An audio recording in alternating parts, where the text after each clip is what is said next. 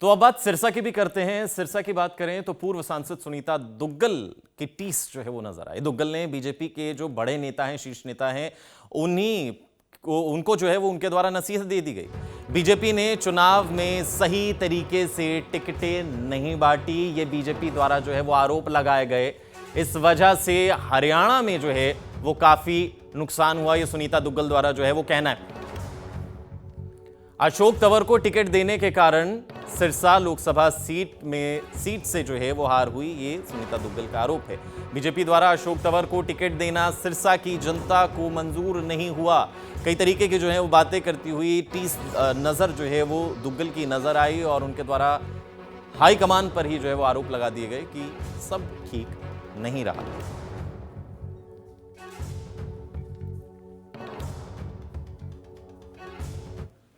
मुझे ये लगता है कि 2019 के अंदर जो सिरसा लोकसभा की जनता ने भारतीय जनता पार्टी के ऊपर विश्वास व्यक्त करके यहाँ से मुझे सांसद बनाकर और एक सम्मानजनक तरीके से 3,10,000 के करीब वोटों से जिताकर जो मुझे लोकसभा में भेजा था, तो उसको गति को जो है वो जो है सरकार की तरफ से भी कहिए कि संगठन की तरफ से भी कहिए कि एक जो गति उसको प्रदान करने की ज़रूरत थी। कुछ कोरोना बीच में आ गया, कुछ किसान आंदोलन वगैरह रहे, तो मुझे लगता है कि ये भी एक समीक्षा का विषय है कि हम लोग इतने अच्छे मैंडेट के बावजूद जो है, इसको हम लोग क्यों नहीं सँभाल पाए। मुझे लगता है कि एक बहुत बड़ा कारण इसका ये भी रहा कि जो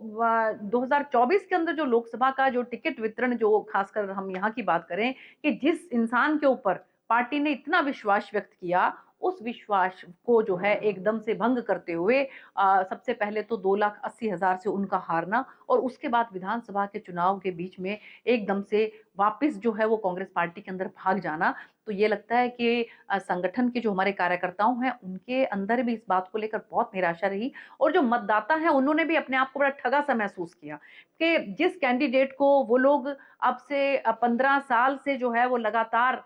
जो है वो उनके ऊपर विश्वास नहीं व्यक्त कर रहे थे। 2009 में वो एक बार जैसे यहाँ से सांसद बने थे, उसके बाद 2014 में वो नहीं बने, 2019 में वो नहीं बने, तो 10 साल से लगातार जिनको नेग्लेक्ट करते आ रहे थे, तो उन्हीं को जो है फिर 2024 में स्वीकार करना पड़ा। मुझे लगता है कि ये कहीं पर जो है यहाँ के मतदाताओं को बात हज़म नहीं हुई और इसके साथ-साथ जो है हमारे संगठन के जो कार्यकर्ता हैं, उनको भी जो है ये बात जो है नागवार गुज़री और उसकी बदौलत जो है जिस तरह का नुकसान हमें लोकसभा के अंदर हुआ, 6 लाख के करीब आप मानिए कि 3,10,000 से हमने जीत दर्ज की थी। 2,80,000 के करीब से जो है हम लोग चुनाव हारे, तो टोटल अगर इसको मिला लें तो 6 लाख के करीब जो है मतदाताओं को हमने